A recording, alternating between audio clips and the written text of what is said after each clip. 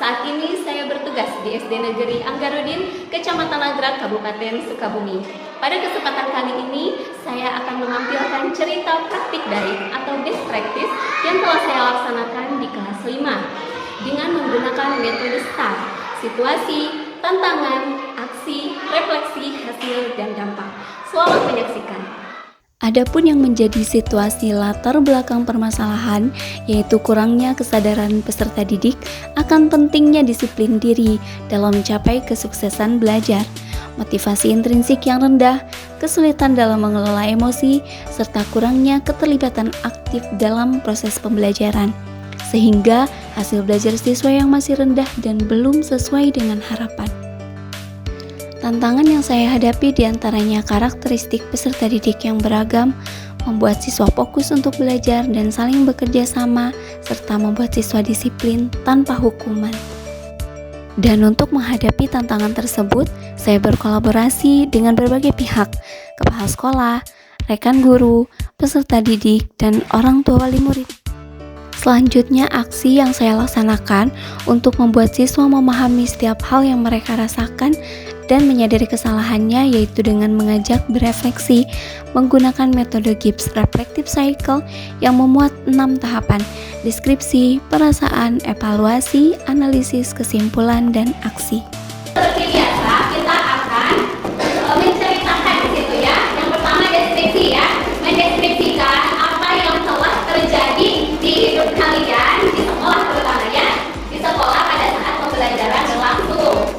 Ya, apa yang kalian rasakan, feelingnya, perasaannya kayak bagaimana? Nah, setelah adanya kejadian tersebut, ya, kemudian dievaluasi kenapa satu hal terjadi baik di hidup saya, tetapi satu hal lagi kurang baik, misalkan ya, seperti itu. Terus disimpulkan, kenapa hal itu bisa terjadi? Kalau hal itu terjadi lagi, ya, apa yang akan kalian lakukan? Hal baik apa yang akan dilakukan? Kemudian, gimana cara mencegahnya supaya hal yang kurang baik tadi tidak terjadi lagi di minggu depan? Gimana caranya? Ya, silahkan direfleksikan. Ibu ada musik nih, instrumen musik pengiring, teknik stop supaya kalian lebih mindfulness ya.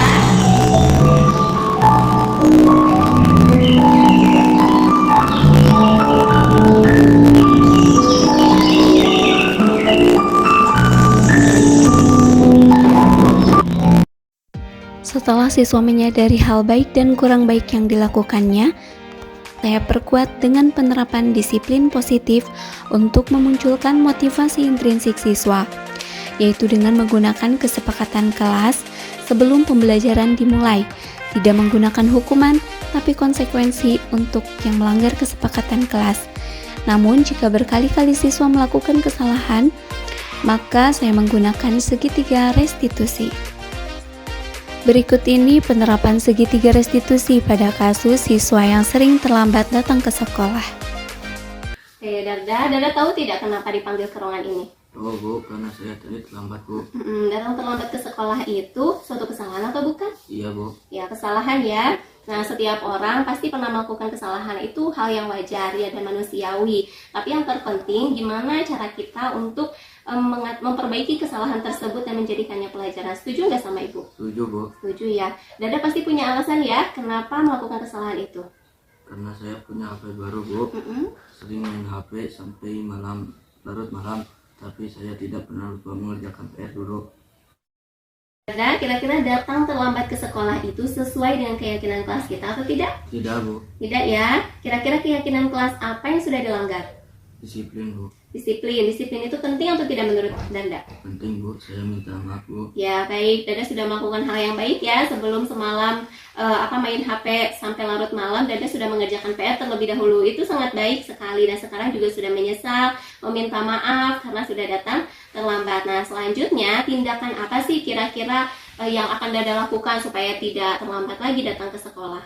Tidur lebih cepat Bu. Tidak main HP terlalu lama agar tak datang terlambat lagi. Ya, tidur lebih cepat ya, nggak main HP lagi terlalu lama gitu ya, agar tidak terlambat datang ke sekolah. Nah, ini Dada berarti sudah bisa menemukan solusinya ya, yang tepat, tindakan yang akan dilakukan setelah ini. Ibu juga akan bekerja sama dengan orang tua Dada agar Dada nanti tidak terlambat lagi datang ke sekolah ya. Sekarang ayo kita masuk ke kelas.